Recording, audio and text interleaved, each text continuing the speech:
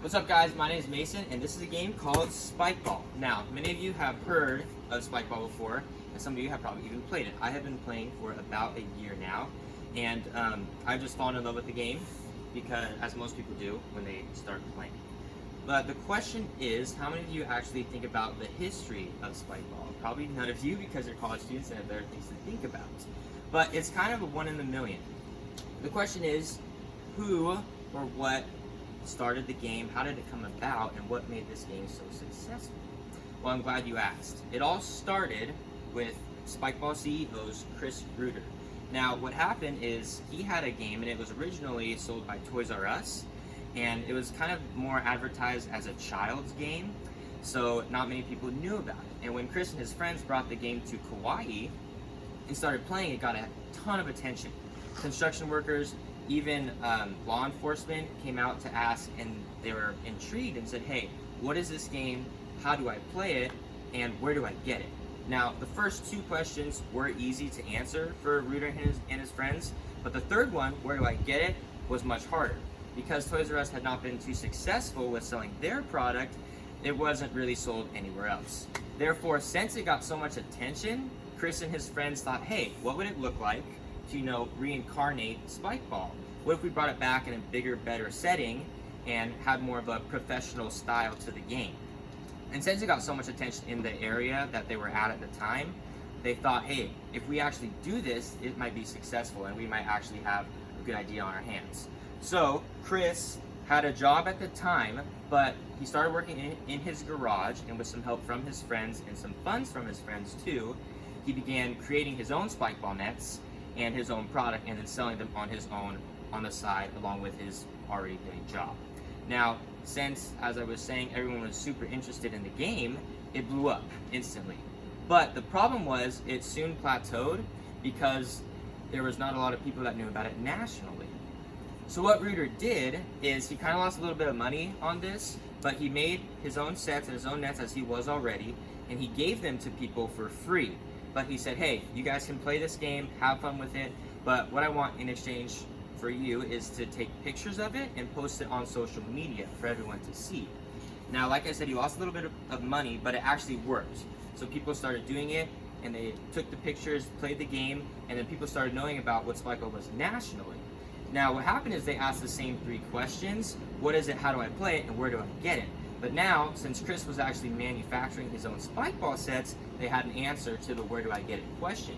And everyone was sent straight to Chris, and then income on income, he just exploded once again after the plateau. So Chris was able to actually quit his original job and make Spike Ball his full-time job. And as it kept on increasing, he had an opportunity to actually appear on NBC's Shark Tank show with all the different entrepreneurs, because Chris had no entrepreneur experience himself. So that was his idea, to hopefully get some help from other people. Now, once he did appear on Shark Tank, he did get an offer from Raymond, but it was a little bit too much of a chunk out of his company that he would have to give away. So his idea was, hey, thanks for the offer, but I'm going to try to go it alone and see how it goes by myself. So he did do that. Didn't actually need Raymond's help, because it actually continued to grow and continued to succeed. It was very successful as he was able to get more employees and more product on hand, and actually have a spot where he could actually manufacture other than his garage. So as he continued, schools actually started to make their own clubs, after school clubs, and even teams were made, groups got together to try to play the game and get better at it. But also tournaments were started. Tournaments where people could actually play Spike Ball, which was originally a child's game, and actually win money for playing, which was kind of Reuter's idea in the first place, to try to make Spike Ball a professional sport, coming from the child's game that Toys R Us used to sell.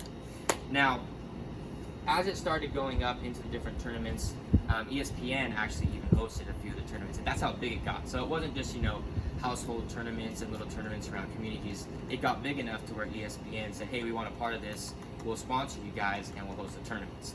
Now, according to R.J. Voigt, in his article, The Story of Spike Ball, and another article posted on July 9th, 2019, called How the Story of Spike Ball Drove Word of Mouth to Occur, there's actually 278,000 Spike Ball players currently.